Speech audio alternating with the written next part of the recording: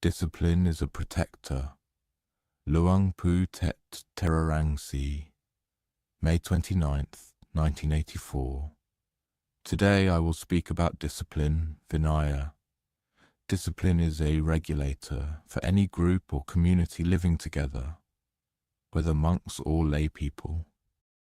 If there is no discipline to regulate them, that group or community cannot become unified or harmonious. Discipline is the best means of regulating people into unity. Look at ants or termites. They must live in groups with discipline in order to get along orderly. Wherever they go, they do so in an orderly fashion. Whatever we do in our practice and conduct, we must have the Vinaya to control us. Discipline is the most important thing. If we speak broadly, discipline is a regulator for all groups. Everything must fall within the bounds of discipline.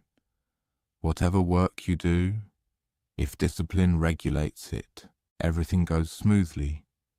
But people dislike the Vinaya, so they become unruly and disorderly, violating the Vinaya. The Vinaya establishes rules to regulate things so that they become orderly and good. In terms of practice, discipline is a protector.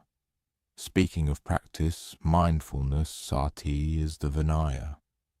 Mindfulness controls and watches over us in every posture. Standing, walking, sitting, lying down. When standing, the Vinaya controls. When walking, sitting, lying down, the Vinaya controls. It controls oneself. If the Vinaya controls you, you have good manners. Whatever you do is gentle and orderly and without needing others to control you. For example, when you wake up late at night, say at 3 or 4 a.m., you must have the Vinaya controlling you.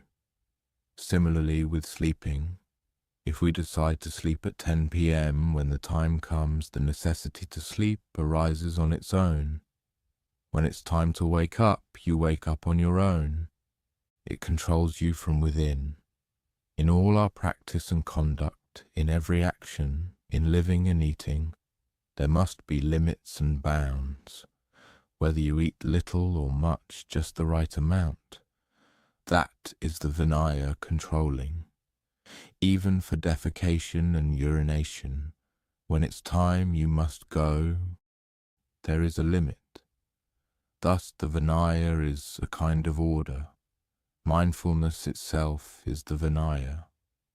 All the precepts, every single rule and training, the Vinaya, is guarded and maintained by mindfulness. Mindfulness sees the state of your own mind at all times, without carelessness or forgetfulness. Mindfulness is the Vinaya.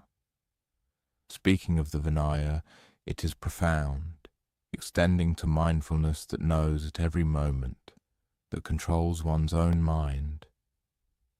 That is the practice. You must control your own mindfulness specifically.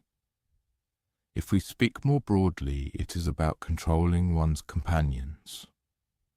Mindfulness itself is what controls companions, keeping them within bounds. People violate the Vinaya and thus become disorderly. They need to be constantly restrained. The one who controls companions is called the leader.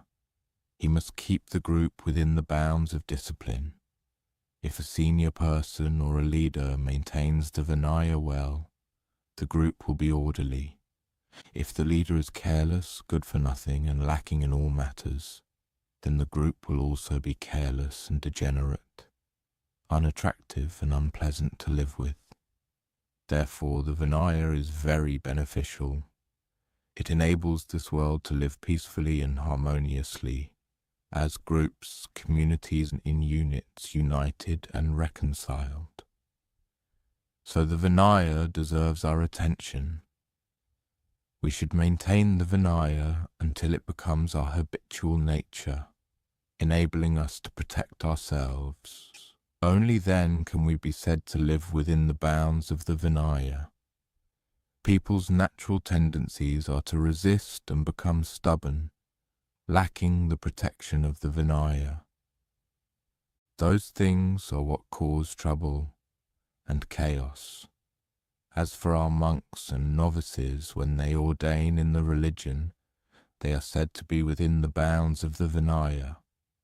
When the Vinaya does not sufficiently control them, we must establish additional rules, imposing stricter constraints to make them aware. If the Vinaya is too loose, we set down tighter rules and regulations to keep them within bounds. Once there are rules and regulations, it becomes easier for them to be aware and alert. Doing anything that violates the rules is also considered violating the Vinaya. Therefore, we should be careful and diligent in maintaining them. We who are contemplatives, samana, should approach the Buddha, the Dhamma, and the Sangha. Approach them like this. Approach the Vinaya, approach the rules and regulations, and also approach the inner Vinaya. That is mindfulness, which constantly watches over us, drawing ever closer to the mind and heart. That is the Vinaya in its specific sense. That's enough. We who are contemplatives should approach the Buddha, the Dhamma, and the Sangha. Approach the Vinaya, approach the rules and regulations, and also approach the inner Vinaya, that is mindfulness, which constantly watches over us. End of Dhamma talk.